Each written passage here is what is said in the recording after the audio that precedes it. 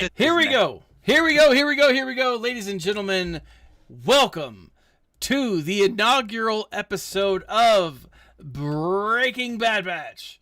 Tonight, hold on. Whoops, hold on. It's a mashup. It's a mashup. It's still, here we are. I've got to figure out, I got everything set up except for, the actual display. Oh my gosh. It's terrible. Oh my goodness. What did I do?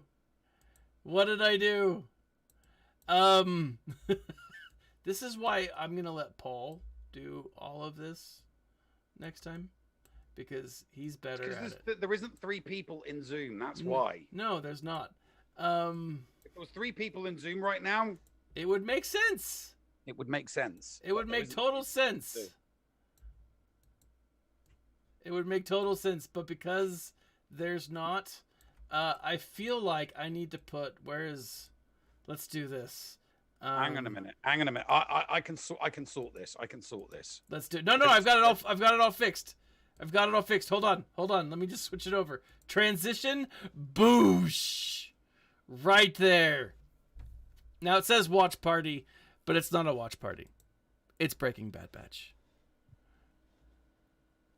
So, the way that this stream works, the way that we do this is, we start off by going over the different episodes, and then we break down like scene by scene what we saw, what we learned, so on.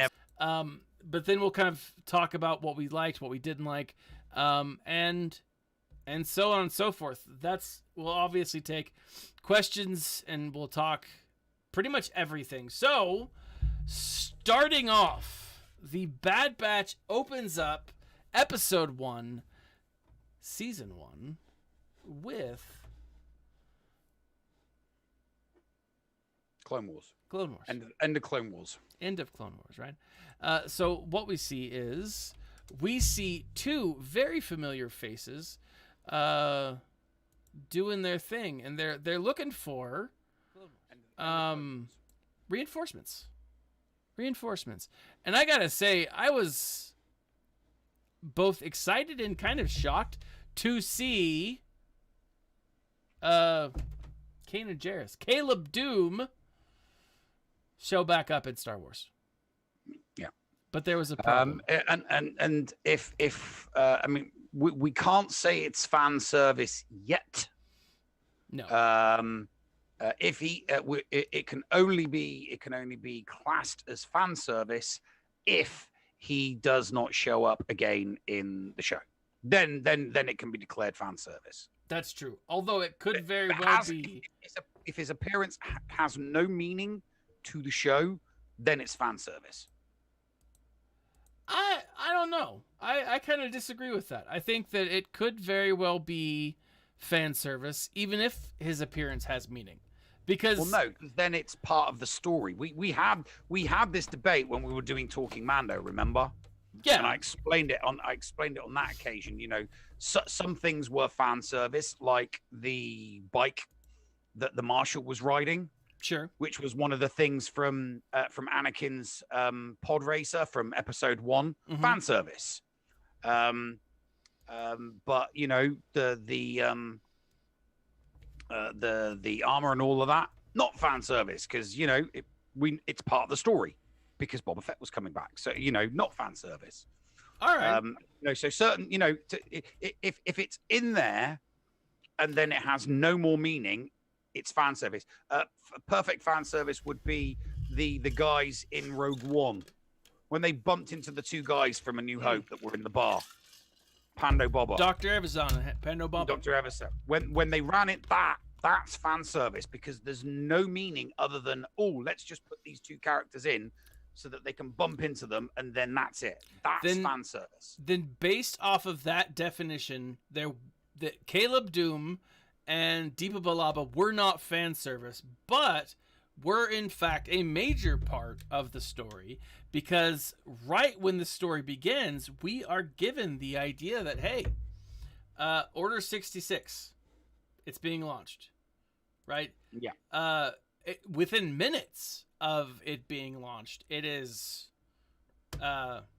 it goes through. I mean, and Yeah, the chips. Yeah, everyone's chips get activated. yes, but there's 4 characters whose chips, either they're activated or they're ignored, right? And that's obviously the Bad Batch characters. That's Hunter and Crosshair. Not Crosshair. Crosshairs is the only one of the Bad Batch that is activated. It's got the inhibitor chip. That actually is None of the others have got the inhibitor chip. He's the no. Well, Echo has the inhibitor, but they've kind of surmised that that everything that he's gone through, obviously, did something. Here, the words execute Order 66, and the reason why Crosshair didn't instantly turn around and shoot him was because he didn't receive the order. No, I disagree. I disagree entirely, because they do say that they all have the chip, right? Omega points out later on in episode 2 that the inhibitor chip is implanted in all clones. But right? that would not explain Tech, Hunter, and at the start of episode 1, that would not explain why Tech, Hunter, and Wrecker don't want to execute Order 66. Yeah, but I think it does, because their inhibitor chips aren't as powerful. And again, that is explained. And because they are unique, the only ones that I don't know, falls into the category or doesn't, it's not as, I don't know, problematic. I don't even know. But it's essentially the only one that officially is a problem is Crosshairs. Crosshairs works as it should. But no one else does. Well, right? I mean, it took a while for it to kick in, though. It didn't kick in straight away. Because he said, I feel he was like complaining about feeling strange. Because obviously, the big thing about the chips is it completely changes the personality. Yeah. Of the clone trooper. Yeah, they become way more obedient. It basically wipes. While it's active, for all intents and purposes, it wipes whatever personality the clone has, and it resets them. Yeah, I don't think it's a full wipe necessarily, because if you look back at Rex isn't wiped, but it's just struggles. He struggles, like, because when he pulls in that scene, he struggles. He wants to shoot her, but he hesitates. He eventually shoots at her, right, at Ahsoka in the season finale, in season 7. But he doesn't shoot her, right? And so it's interesting, I think, because what you do see is the overpowering of the personality. Right? I'm sure there's a psychological term for it. The chip just takes over. Yeah, the chip takes over, right? You still have the personality, but as long as it doesn't conflict or conflate with the actual problem of following the order, which is kill all Jedi, right? Well, you see, and I think that was probably why there was a conflict with Rex at the end of 7, but not so much with Echo, because Rex has the ability to recognize that Ahsoka technically isn't a Jedi. And I think that was probably part of the reason why he was conflicted, whereas Crosshair wasn't. And I here's the thing is, I think that it comes down to more, I think it's a little more nuanced. I do think it's more nuanced. I absolutely do. And because I think that the difference is personality and willpower. Right? Rex has seen things that Crosshair other clones haven't, right? And so he knows about some kind of inhibitor. Like, he doesn't know that it's an inhibitor chip, but he's kind of like, he kind of has an idea. Right, with everything with Fives that went down and everything that's gone down overall, I think he's kind of familiar, right? But the story actually it proceeds on. He's like, why is everyone kind of flipping out? Why did everyone just kill Deepa Balava? WTF? Let's find this kid. He and Crosshair go after him, and they go and they do their thing. Hunter eventually lets the kid go, right? And Crosshair knows this is not okay, right? This is not what we should have been doing, and he actually calls him. He's like, "What did you do? You didn't do what you needed to do. You didn't follow orders. You didn't follow orders. A good soldier always follows orders, right?" And he repeats it a few times throughout the episode. It's really kind of interesting. And so they get back to base. There's a back and forth, same concept. Crosshairs calling him out on it when they're flying back to Kamino. They get back to Kamino. They struggle to get in, right? This is a really interesting thing, right? No one is allowed on Kamino, right? The pilot, I don't remember who was piloting. Probably Tech would be my guess. Probably Tech, yeah. Tech usually flies. Yeah. And so Tech's like, they're like, "Hey, what's your code?" And Tech's like, "What? We don't use codes." And he's like, "I guess maybe it's a drill." They let him in. They land, and the first thing they see is all of these clone troopers activated via the Order 66, and it's this moment where a Jedi is being pulled across. Yeah. Right? Do you know who the Jedi is? No idea. We don't know. Like we haven't seen anything as of yet. While we're talking, I'm actually going to go try and look it up. I think it's one of those weird fin people who have the fins on the side of their head. Okay. I'll take your word for it. Anyways, there's we can speculate forever who it is. I mean, the reason why the lightsaber fell from the hand, even though the lightsaber would have fell from the hand upon their death anyway, was to inform the audience that was the body of a Jedi. Yeah, Jedi because are that lightsaber would not have been in that person's hand when they picked them up, put them on the gurney, and put a cloth over them. It just wouldn't have been. So that's perfect. But it makes sense because it's part of the narrative. We don't know. We could only. Is it a Jedi? Is it not? And the lightsaber falling from the hand confirms 100% it's a Jedi that has been slain. Exactly. Now, what we don't know is necessarily that. What do you call that? We don't know that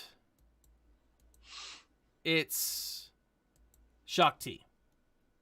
It doesn't look like Shaak Ti. And the, what do you call that? The lightsaber's hilt is different. So like the silhouette. I initially speculated that it could have been the recovered body of Plo Koon. Yeah, I mean, because I'm pretty sure wasn't Plo. I just for some reason I've got it stuck in my head that Plo Koon's ship was destroyed when he was on Kamino. I don't think it was I could Kamino. be wrong. It could have been a different planet. Yeah, I don't think it was Kamino. It looks Kamino-esque, I want to say, but I don't think it was Kamino itself. He is blown up out of the sky. There's some speculation to whether he's alive or dead, but let's move on. He's probably dead. Yeah, so they go in and they're called in to essentially run a test, right? I mean, we can jump forward a little bit. They run the test, and the test is you've got. Oh no, it's the ship. It's the lunch, right? It's the cafeteria. Yeah, the fights, the bar room, which was food fight, right? It was a scene straight out of Animal House, right? And so they're fighting this.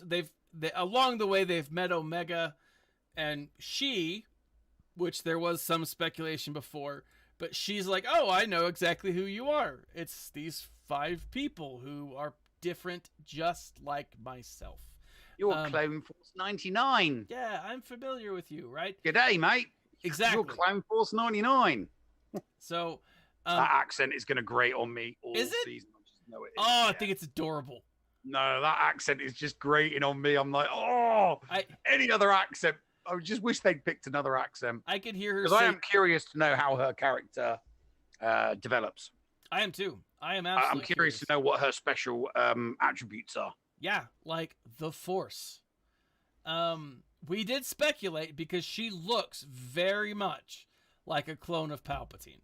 Yeah, I'm not buying into any of that. I'm No? not buying into. No, I'm not buying into any of that. Yes, she was cloned, and clearly they want to. Clearly she was cloned with some type of special attribute. But like Django wanted a clone of himself to just age and grow naturally, as opposed to speeding up that process. They're doing the exact same thing with Omega. Yeah, this is. I mean, the name rings. It's like the finals, Alpha and the Omega, last letter in the Greek alphabet. Yeah. So you still think this is a Django? No, I don't think it's a Django. But I think that what the community. I think that this is something. I don't think that this is a Galactic Republic experiment. I don't think that this is a Palpatine experiment. I think this is a Kaminoan experiment, because they're cloners. Possibly. And they're absolutely, and they're in the business of making clones, and Omega is a experiment by the Kaminoans. Yeah. So they have cloned her to be something special. But as with all of their experimentation, they need to see how the experiment works naturally before they can, roll it out onto an assembly line, speed up the growth. They need to know. And that's why I think, that's why, because she is just going to grow naturally. She's not, she's going to be a kid. Yeah. She is going to be a kid. Yep, she will. But I'm interested to know what her special attributes are. Yep. Because we didn't get any kind of hint from the Kaminoans just how special she is. True. Very true. Not in the first episode. We got a little tweak in the second. We'll talk about that. But so Tarkin sees these clones. They're like, who are they? They're resistant to suggestion. Let's send them on a mission. Yeah, they're resistant to the programming. Let's send them on a mission. This is the second time where Crosshair and Hunter are really at odds. And the issue is, will you destroy an insurgent force? They're not given any information about the force. They're just said, hey, here they are. Go and kill them. And when they arrive, Saw Gerrera, they see a bunch of kids. Clearly, they were expecting droids. Yeah, they were expecting some leftover separatist droids. Yeah, and they say that they're like, well, so what? Where are the droids?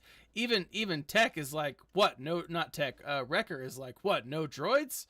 Where are the droids? Where are the robots at? And it's interesting because he goes, what do you call it? It's not Hunter. Crosshair is still like, say the word, I will take out the children.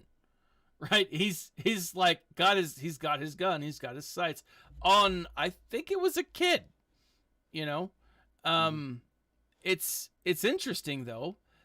Hunter's like, no, let's stop that for now, and let's go back. And so they make their peace with Hunter, with the people over on that planet, with Saw Gerrera and his folks, and they just go. They go home. But this does not sit well with Crosshair. And when they get home, they are arrested. Now, when they get arrested, by that time even, they've decided, Hunter has decided, we need to do our own thing. Like, there's something here. We need to go get Omega. She's like us. She's not safe there. We need to get her and leave. Right? So they get back. They've decided they're gonna help Omega or do whatever they can to help her. And they get back, and immediately they're arrested. When they show up, they're put they're put in a cage, right? Yeah. And who's waiting for them? No one else but Omega, right? None other than Omega. And it's interesting because they're there, and it's a matter of what do we do now? Right? We've been fighting for this government our whole life, and now we're being arrested by them because we didn't follow an order that was probably illegal, right? They felt like whether illegal or not, they felt it was wrong, right? And this is a big problem that I think they faced and they're going to face, whether or not. I think this is going to be something that's discovered or discussed throughout this series, right? Which I think is a really cool concept because, again, it's a children's show, but it's really not, you know? I just love the morality that's being discussed here. I think it's really cool. During the imprisonment, though, they pull in Crosshair, and they point out that the inhibitor chip in his brain works. So we know that they have them. And we know that it's functional in at least Crosshair's head. But it's not functional anywhere else. They have to boost the signal. Yeah, well, they don't have to. They do. That's the difference, I think. Because Crosshair is already more than willing to follow orders. Right? He's proven that. But in this moment, it's like, okay, make him more Order 66. Like, make him like double the make him like, what is that? Order 132, right? Like Order 66 squared, right? Really cool. So I don't know. I think that's awesome. I think because here's the thing. I still think Crosshair could potentially be redeemed. I think he's going to be a main bad guy throughout maybe season 1, probably season 2. But I think the redemption of Crosshair is going to be something that comes up. Yeah. I don't think that they'll just leave it be. You know, Crosshair is probably going to be in charge of a squad that is, sent out to, hunt down the Bad Batch. And at some point, it will come to a head, and they'll conveniently be at a location with a med bay. Yeah. They'll conveniently be, somewhere where there's a med bay. Now, here's the thing. Are we kind of like talking about 1 and 2 together? I say we do it. Yeah. Yeah. Now we know that Ahsoka was successfully able to locate Rex's and deactivate. So we know that this is possible. Yeah. I think that at some point, maybe during the Bad Batch, we're either going to come across Rex or we're going to come across Ahsoka. And Rex or Ahsoka, whichever one they decide to bring in, I think it's more likely to be Rex. We do know it's going to be Rex, though. I think it's more likely to be Rex. And he's going to explain, look, we can get Crosshair back. We just need to do this. Yeah. So, that the whole, pursuit across the galaxy, Crosshair and his squad chasing after them. And, they'll bump into Rex at some point. Hunter will explain the situation to Rex, and that'll be cut. That'll get folded into the narrative. And if that's what happens, if that is what potentially happens, I think something like that would be very, very, very, very cool. Yeah. So because then you'll get you'll basically get a remorseful Crosshair. It's like, I couldn't help it. There was nothing I could stop myself from doing it. Yeah. Yeah, absolutely. Absolutely. And then one of the things that you see with characters like that who go through that level of remorse, typically they end up fighting so consistently against what they had been indoctrinated to do. Right. And so if you imagine a Crosshair who was, Order 66 squared, and, imagine him being free from that, knowing what he's gone through, knowing, especially if in the process he ends up taking out some of the other members of the Bad Batch, right? I don't think he would end up taking out Echo, simply because Echo is one of those characters that they redeemed it. They brought him back already. I don't see him being, I don't see any of the Bad Batch being taken out, to be honest with you. I mean, not in season 1 by any means. Season 2, season 3, I could see Wrecker going, and I could see Tech going potentially. Omega. It depends where they want to take the season. True. I can definitely see them fixing Crosshair as like a season ender. Yep. So season 2 is season 2's got more mystery about it. It's sure. Like the Bad Batch is back together. What are they going to do in season 2? And there's a certain amount of intrepidation and excitement in, they're all together and they're kind of like going solo sort of thing. Are they going to go off and do like what we saw groups of clones doing in Rebels, for example? Yeah. Because in Rebels we see a group of clones on a planet on an old transport, just kind of going about their thing in their old age, don't we? Yeah. And the friend that they meet on that planet, I keep forgetting what that character's name is. The clone trooper Cut? that was a deserter. Cut. That was it. Cut. Yeah. Cut kind of says to them, look, just go find a quiet spot in the galaxy and settle down. Yeah. Just go find, the war is over. Go find a quiet spot in the galaxy and, kind of settle down like he's trying to do. Yeah.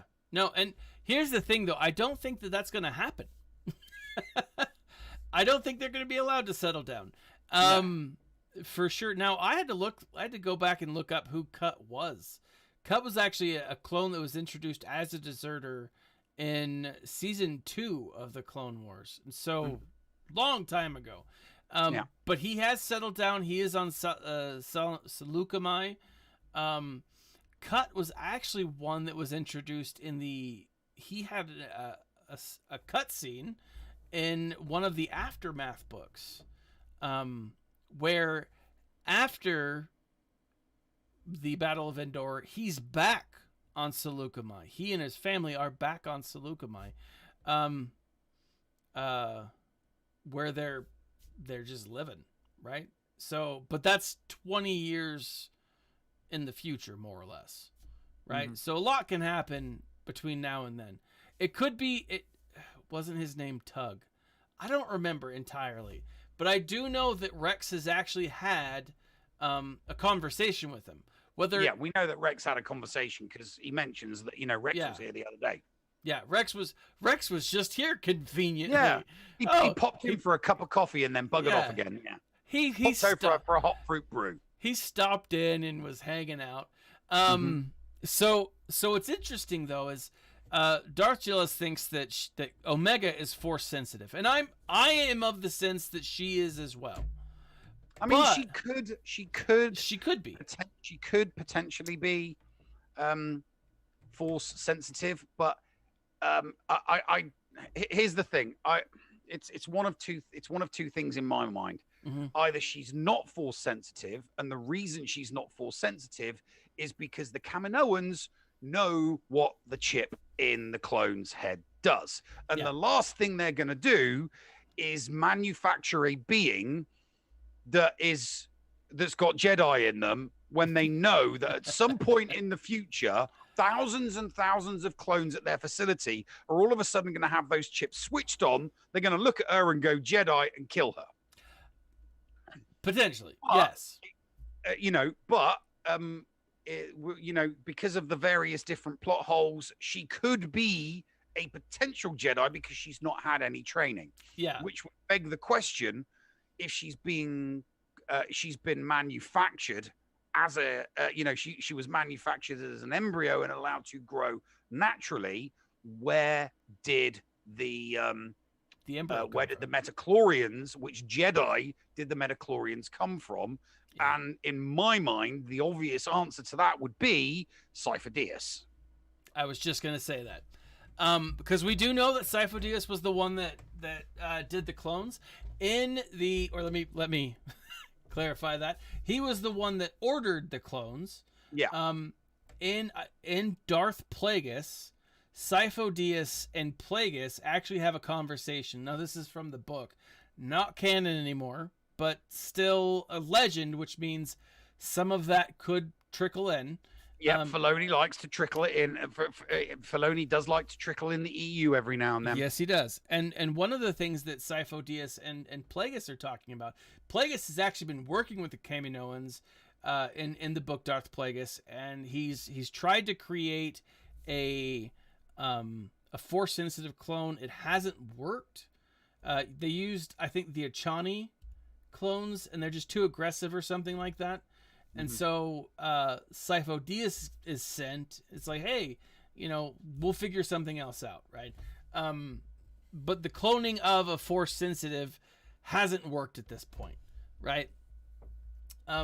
We do know that it eventually works in the old canon, in Legends, because, and you're going to have to help me with this name, Nev, the Jedi Master who was on outbound flight... Joruus C'Baoth. Yes. He was eventually cloned. Yeah, he was eventually cloned. And he works with Admiral Thrawn. And so there's the question then becomes, what are the other ingredients? Yeah. And how does it wouldn't have just been Metachlorians. We're talking about a clone here, so that it would have been, say, for example, hypothetically, the Metachlorians from Cypher Dyas, to put the Jedi potential there. But then there would have been a female donor. And I think that's not. I think that is something that will be revealed at some point. Whoever the female, who the female donor is. I mean, for all we know, it could have been a bounty hunter. It could have been another bounty hunter. Could have been. It could have been. It could have been someone that Jango Fett knew. So why do you think that it would have to be a female donor? Because Omega's a girl. They couldn't just switch the gender? They're clones. They're cloners. They make clones. No, I get that, but that's something they could totally. I mean, they're well. Working Then it's with... not. Then it's not a clone. It's just it's just a synthetic. It's just a manufactured humanoid.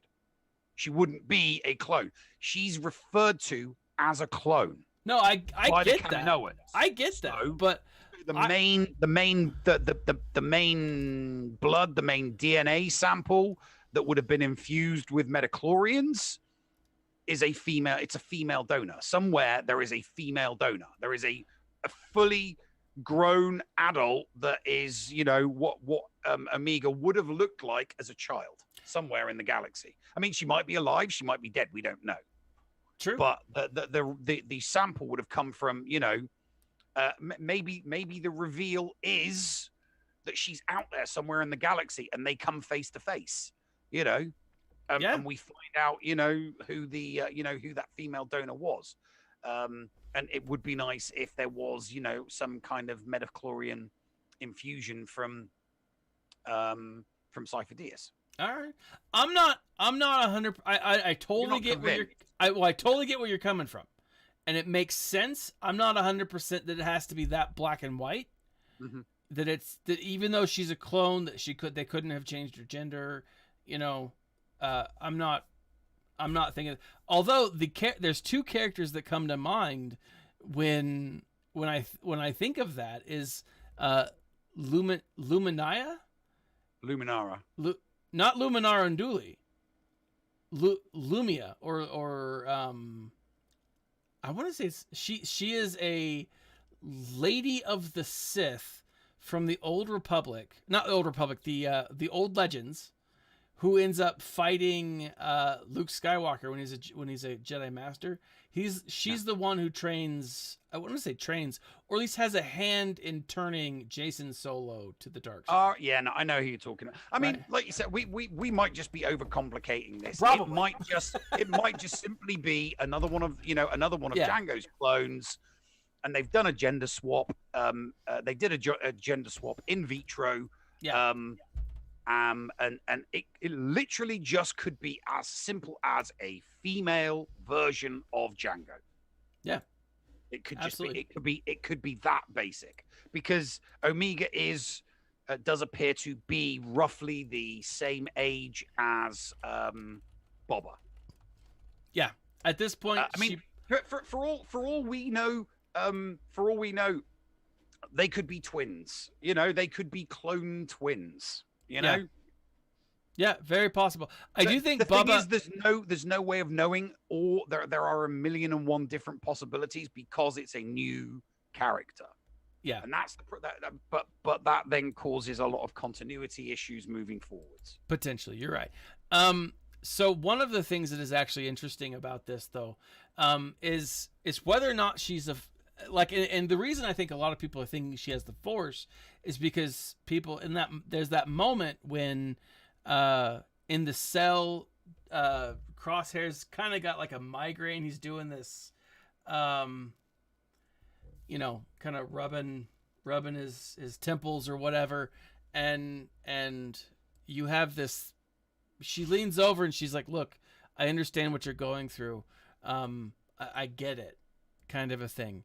And my first thought when I saw that was, "Oh, Force sensitive. She's got the Force. She's able to empathize with him, but she knows about the inhibitor chip." So, like, it's very much she's been working with Nala Se, one of the main Kaminoan scientists, right? The female main Kaminoan. cloners, yeah. Yeah.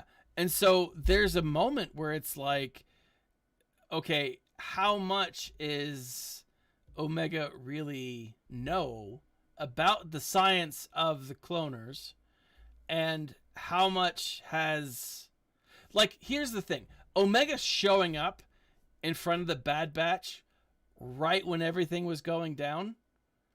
I mean, for a story, it makes sense, right? Because otherwise, how do they get to know her? So on and so forth. It's coincidental. No. It's not coincidence. It's manipulation. Yeah. From the Kaminoans. Yeah. Well, that's the Kaminoans are manipulating the events. They're manipulating her presence in close proximity to the Bad Batch. So you are on the same page that I am, that Omega is a spy of sorts. No. I don't think she's a spy. What do you think? I just think that, she was made from somebody. She's, the Kaminoans want to know how she develops around them. All right. So it's a psychological or behavioral. Let's put her with these people and see how they work, how they develop. Yeah. I mean, they are scientists. What better surrogate parents than, a bunch of badass clones? A bunch of military folk. It's weird. It reminds me of an old 1980s space movie where, not Space Hunter, Space Pirates or something like that. I think it was called Space Pirates. And you got this crew of a ship, and they've all got these skills, and they come across this kid, and they're trying to get this kid back home, and one by one they all die. I think I know that. Yeah. Hold on. I think Angelica Houston is in that movie. Is she? If it's the one that I'm thinking of, Space Pirates, yeah, in 1992. No. It's an 80s movie.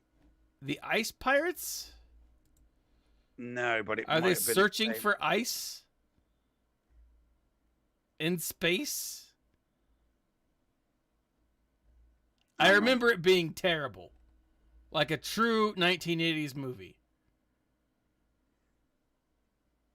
Let's see, I looked it up. In the distant future, scarce of water, space pirates get caught after stealing ice from a spaceship. They are sold to a princess Battle looking Beyond for the a dad. Stars. Okay, yeah, I was looking at a different movie. Although, if you want a terrible 1980s movie, 1984, Ice Pirates, I think. Hang on. No. It can't be Battle Beyond the Stars. it's got Angelica Houston in it. No, it's And not Ron Battle Perlman. What? Beyond- It's not Battle Beyond the Stars. Oh, Space Raiders. Space Raiders. Angelica Houston, Ron Perlman. You cannot go wrong. Yeah, and Space so- Raiders. Janik, we were just Tangent talking alert. about that. Yeah, You should have threw up the too late I don't now. have it. I don't have it set up on, Oh, on this. I don't have Damn it set up on this one. I've got like 5 different scenes going. Anyways, but yeah. Anyways, So back to Janik, the we back. were just talking about that. If it is a clone, if Omega is a clone, and they don't swap out genders or anything like that, then it's possible that she's a clone of some crazy powerful female out there. But here's my thought though. I think, and the more I'm thinking of it, the more I'm starting to believe that Omega is actually being sent by the Kaminoans, by Nala Se, to either observe the Bad Batch or whether or not they're or whether or not they are just there to protect her, right? There's a few moments that make me think this, right? One, we see her periodically throughout. We always see her with the Kaminoans up until she leaves with the Hunter and crew. Hunter does try to pawn her off in episode 2, and she does everything. She risks everything to leave with the Bad Batch, right? To leave with Clone Force 99. Now we assume that it's like, hey, I left with you. I want to be with you, kind of a thing.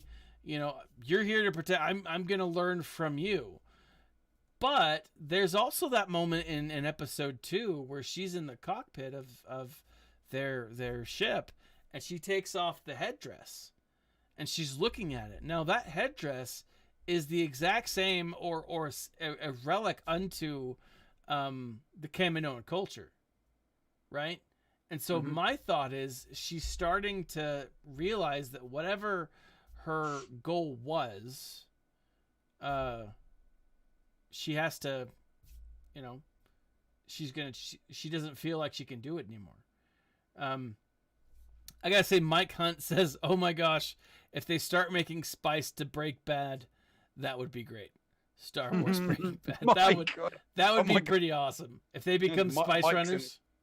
I can't believe Mike's in the chat. Yeah. Oh, that would be hilarious. No, so I think that there's a potential. Up until I saw her take off that headdress, I was thinking to myself, yeah, she's Force sensitive, and I still think she might be. I still very much think that she might be, but I think it's also possible that that she's not. Now, there's one other character I mentioned. I think it's Lumia, Lady of the Light or something, who's in the Legends material. But there's also in a character who is a really interesting character. She's in the audio drama Dooku Jedi or Fallen Jedi or Jedi Lost, and it is Sifo Dyas's master. Sifo Dyas's master was a very gray Jedi.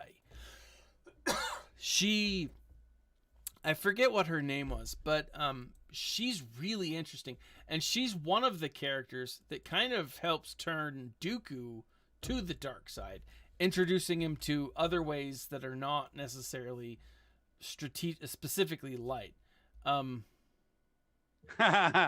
Okay. I've just been doing a little bit of googling. All right, let's hear it.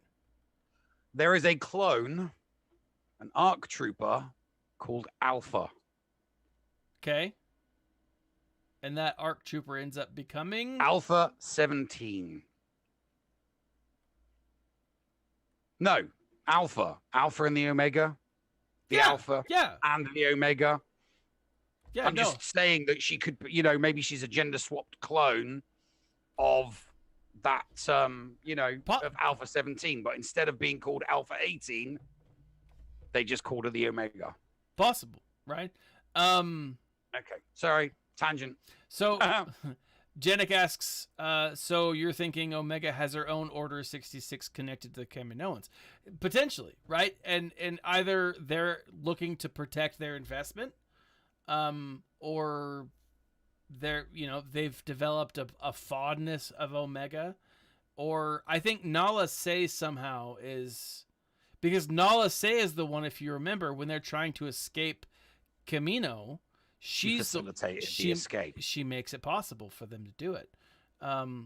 So why did she do that? Why did she go to protect him? And I think it's because she's sending Omega with him, right? Yes, she's scared. Yes, she's nervous because she's still a kid. I just think it's more a case of better out there with them, a badass clone troop, than at the facility, with Moff Tarkin, who basically wants to scrap the clone program. Yeah, and again, if that's the case, why? Right? Not Tarkin, why? But why Nala Se is she sending? She's sending this kid out with the clones, and I think you're right, Nev. I think that's what it's going to come down to. Is it's a matter of. I mean, there's obviously the escape. The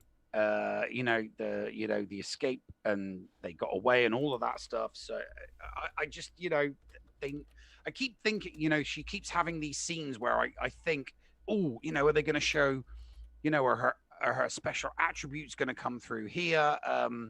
I mean, I think more like, she's definitely got some clone trooper in her because of her, propensity to not do what she's told. Mm-hmm. The other kids say, don't go beyond the fence. So what does she do? She goes beyond the fence to get the ball. She disobeys an order, basically. Yeah. But I thought that, when we saw the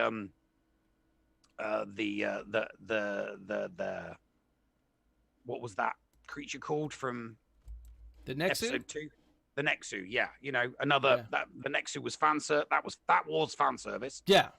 That was fan service. And I'm kind of thinking, is something going to occur here? But no, she's saved by somebody else. So I keep thinking, these things are going. I mean, a couple of people were like, she's a Mary Sue because she shot, and I'm like, did you watch the scene? She missed every single other shot. The bloody blaster was like all over the place. I'm like, it was a lucky shot. Yeah. Punctuated and put in there for the narrative of, facilitating the escape. And I'm like, because I responded back to someone on Twitter, because a couple of people on Twitter were like, oh, great, it's another Mary Sue. And I'm like, it was a lucky shot, for God's sakes. She missed all the other shots. If she was a Mary Sue, if she was a Mary Sue, she'd have killed every single one of them.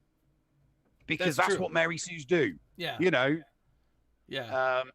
Because they don't require, training or anything like that. They just do. And so, she's not a Mary. It was a lucky shot. If, she didn't kill him, she hit his rifle. Yeah. She didn't hit him. She hit his rifle with a lucky shot. Yeah. And I say that, and I justify that because every single other shot every single one of the other shots were a million miles apart because she does not know how to fire a blaster. She says it. That was the first time I'd fired a blaster. And it's like, I'm thinking in the back of my head, it shows. There was no accuracy in any of your shots. The first shot is always in that rough vicinity. Yeah. But then all of the others, all over the place. Shots all over the place. So this is what I was thinking, right? If we're talking about who she could be a clone of, okay, we know that Sifo Dyas in Legends was sent by Plagueis. We know that the Order came from Sifo Dyas to create clones, right? From the prequels. From the prequels. But Sifo Dyas had a master named Lene Kostana, who let me just read you like a little bit of, she is introduced in, again, this book, Dooku Jedi Fallen, or yeah, something like that. It says this is from the Star Wars wiki. Lene Kostana was an Altiri female Jedi who served in the Jedi Order prior to the invasion of Naboo. Her mission for the Order involved finding and studying ancient Sith relics in preparation. Humanoid? She is humanoid. Is she Terran? What do you? Terran, or is she alien? I think she's Terran. I think she's a human.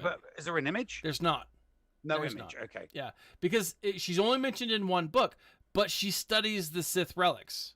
Like she finds them. If she was Terran, then we could piece it together. Yeah. That he has something. He has some of her DNA. Yeah, and so I do think she's human, but if I remember correctly, she might have been a different color. I think she was like green or blue or something. So maybe not, but I don't know. Yeah, I don't remember. Then maybe not. Yeah, because Sifo Dyas was Terran in nature. Yeah, so I don't know. It could be, but like it would follow. I still think that this girl is a clone of Palps. Yeah, no, that's just no. That's where I'm leaning. I'm leaning. No. Right. If she was a clone of Palps, she wouldn't be there. Why not? Palps knew about the clones. She'd be off somewhere being trained in secret. But look how well.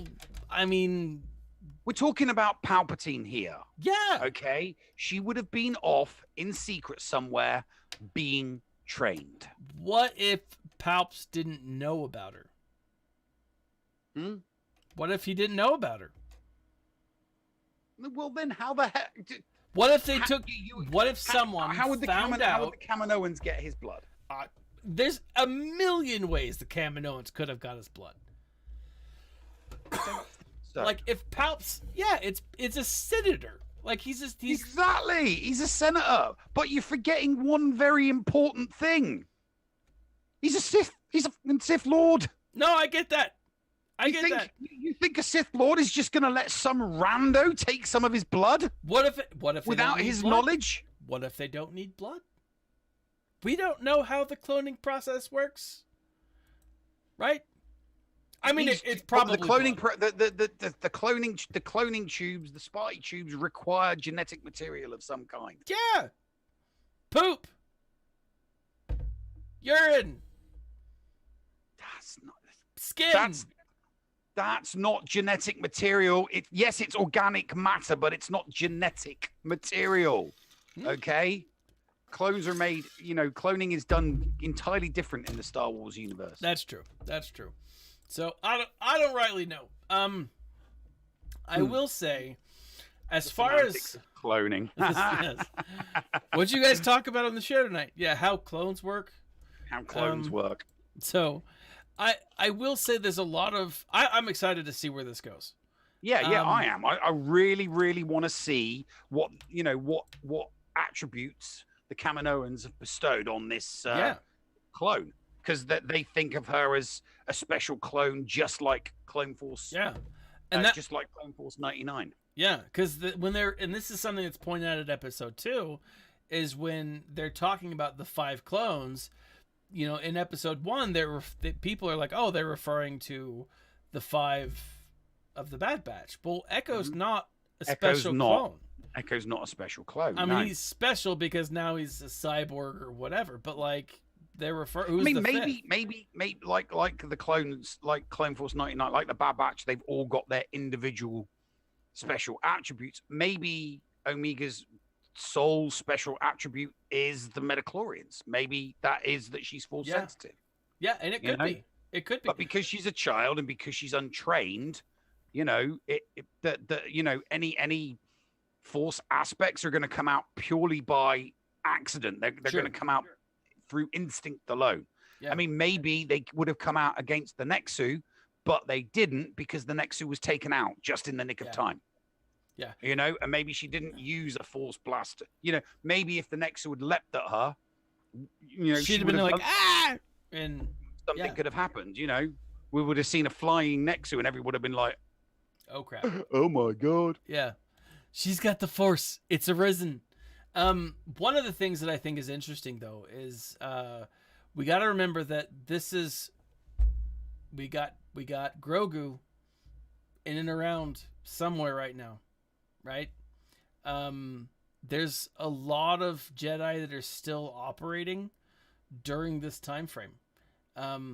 The Inquisitorius hasn't officially been established that we know of. But there's, I mean, this is just days after. There's a lot, yeah. There's a lot of potential. There is. You know, we know that we're going to see Fennec Shan at some point. Yeah, I think probably in the next episode or two. And I think Omega is very perceptive, and it's Janek says Omega is very perceptive, and it's mentioned. I think that might be a lead. Yeah, and yeah. I don't think Filoni's going to mess around too much, because if he messes around with it too much, it will screw up his two other babies. He's not going to want to. He's not going to want to screw up. He's not going to want to screw up. Rebels or any continuity with Rebels, and he's not going to want to screw up any continuity with Mandalorian, because obviously you know, well, that's not his, but you know, that's him and John's baby. Yeah. But I mean, even Clone Wars, he's not going to mess with. And he's not going to screw. He's not going to. Yeah. Which is why we're going to see characters like Fennec Shan, and we're probably going to see Rex. No, we're going to see Rex. We are going to see. We Rex. did see Rex in the trailer, so. All right. Okay. So we are going to see Rex at some point, but I think regarding the Rex thing, I think our hypothesis regarding Rex's intervention in trying to bring back Crosshair, I think that's a reasonable hypothesis. Whether that happens or not, I think will be proven, later on down the line. If we get to the season finale and Rex is part of bringing Crosshair back, we can say, called it. Yeah. I think we will see, we'll see Wolf somewhere in this process. We'll see Wolf, we'll see Gregor.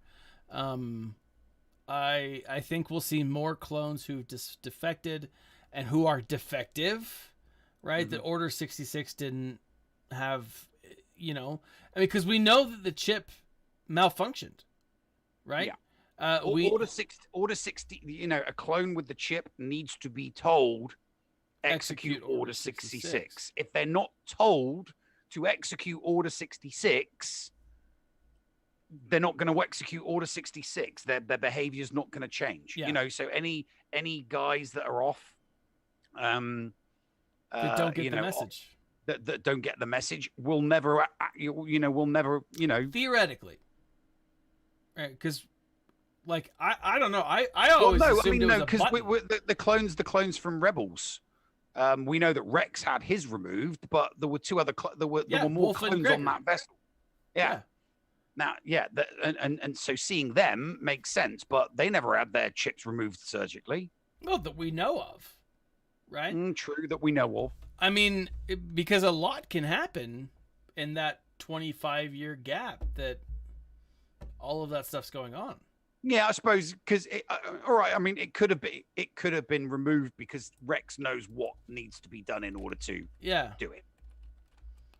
So he could have come across Wolf and Gregor and it'd been like, look, there's a chip in your head and it needs to be removed or it will completely and utterly change your personality. Yeah.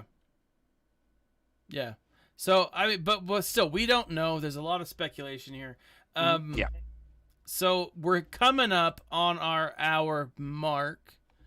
Yeah. And I'm not going to bother with my GAC. Okay. I just can't be asked. It's No, midnight. It's midnight, and it's going to take me 2 hours, and I just don't want to be streaming until 2 o'clock in the morning. I really don't. Don't blame I'll you. try and do it tomorrow. If I can't, I won't. I'll just do them. I don't blame The you. comfort of my bed tomorrow morning. We'll see. So this is an image, and I'm gonna pull it across, of Rex of before we go. This is an image of Wolf and Gregor, and they do have a little scar right here. Identical. It could be the same that we saw on on Rex, Difficult. Yeah, I'm having trouble seeing anything within the red dots.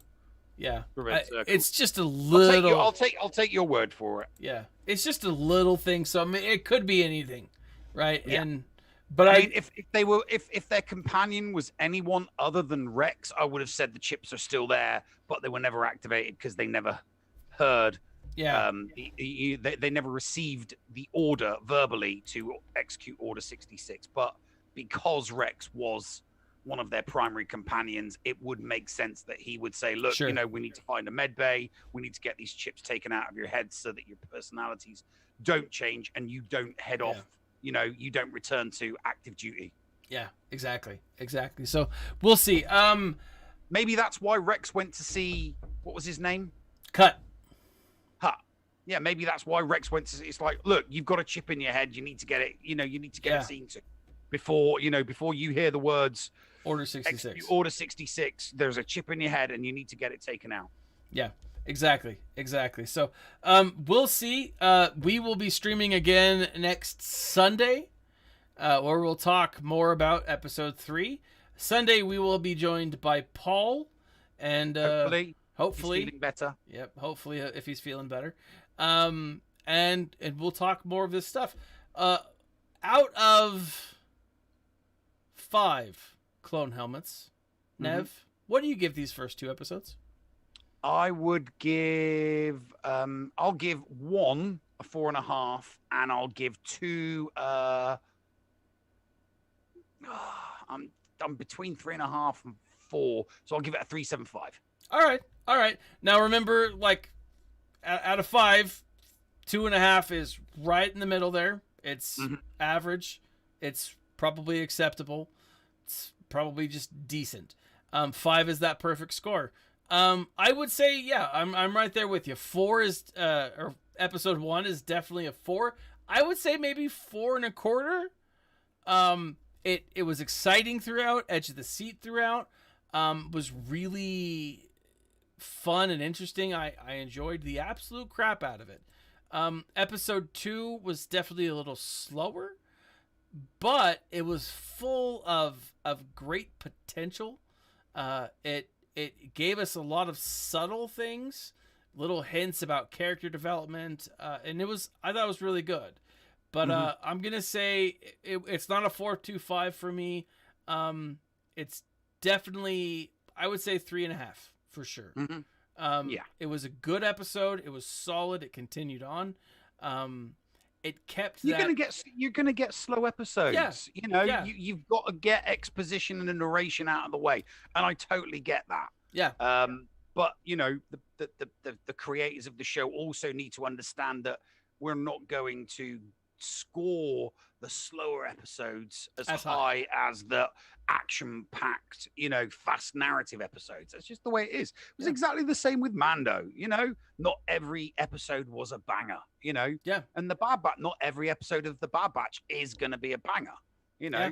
But I mean, it's probably still going to score between 4. The entire season is probably still going to score between a 4 and a 5. Yeah, as long as they don't bring back the Martez sisters.